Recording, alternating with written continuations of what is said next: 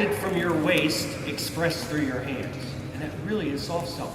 Generated by your feet, driving forward.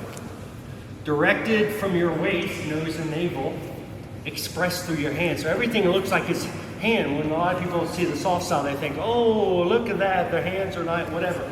But it comes from the feet, the waist, and then it comes in the hands. So let me say it one more time. Generated by the feet, directed from the waist, expressed through the hands. I just think that's really important to understand. And then the last thing I want to share with you is I wrote down a couple comments. This is soft style in a nutshell. Back leg is never locked, especially long stance. Okay. Stance should be shorter than a forward stance. Speed up moving forward in the kata. This got changed about 10 years ago. Grandmaster Quinn, he wanted to see a little bit more acceleration when you move forward. When I learned the kata back with O-sensei, back in the early 80s, he described it like that of Tai Chi. It's still being pulled from the cocoon. You go the same speed the whole time. You never stop. You turn the nose and navel and everything kind of keeps flowing. And it got changed about 10 years ago. No longer is it the round circle. It's the oval shape here. And then feeling like as you move forward, you can kind of accelerate a little bit. So I wanted to make sure we all are aware of that, especially because of black belts with new one and above, that you can kind of understand that part. Turn the corner. This is something they do a lot in the chin style of Tai Chi, and Sifu Dan talked about, he calls it turning the corner, but instead of hitting here with an overneck, turning the corner. Okay, so really feel this turning the corner. So as I'm moving here, turning the corner, as opposed to stopping here, turn the corner, okay? The other thing is, try to be technical here by putting it on my phone. Posture, breath, relax the shoulders. I'll never forget hearing the story when I was in college. Electrical engineering, you could go to the library and find maybe 200 or 300 books maximum on electrical engineering. Maybe not even that many, 100 books on electrical engineering. And there are only about maybe 2% of the population were studying.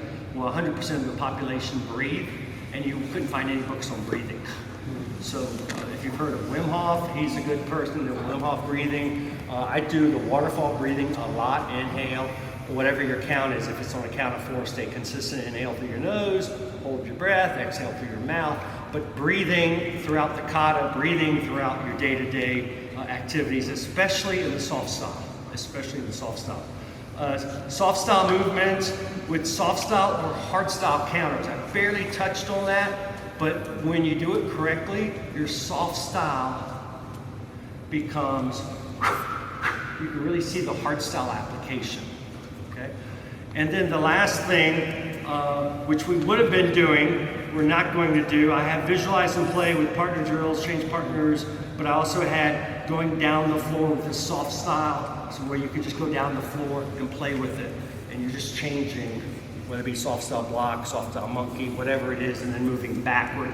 Remember, hard style is force against, so you're turning the body. Soft style is force yielding, so you're going with the turn, other than the outer block. And I got 1 minute left. So I did that so MJ can't ask a whole lot of questions. Why was that technique your least favorite? Pardon me? The kokunagi. Kokunagi. Why was that your least favorite? It works good because I like the trapping so much and I like the choking so much.